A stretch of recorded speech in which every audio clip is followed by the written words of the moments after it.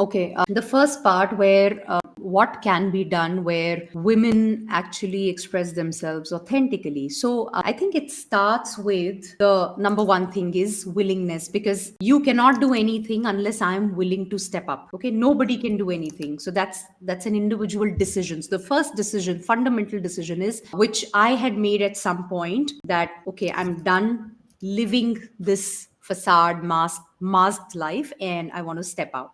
So that's the first thing. The pain happens or the disconnect starts to happen when I have a core value and I start to compromise so that the other people are not offended, so that I can please them, so that they like. For example, one of my core values was freedom. Is, sorry, not was, freedom. Now, what does that mean?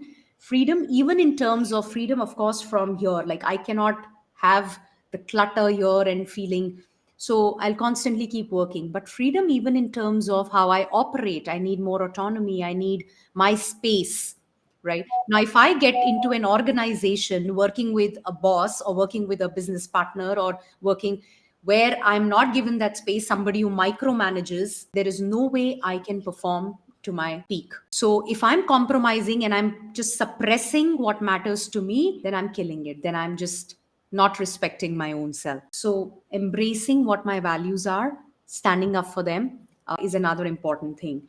The third thing, which I think is very important, is setting boundaries, and creating boundaries. Boundaries in terms of how I would like to show up and how I would like to guide people that okay, this is what works, this is what doesn't work. So creating boundaries in that sense, creating boundaries for my own self, that okay, if this is me time, then there's no way I am going to go back to my children or go back to my husband or go back to my parents or my clients. No, this is my time. Nobody intrudes here. I also do not stand in my way. So just an example.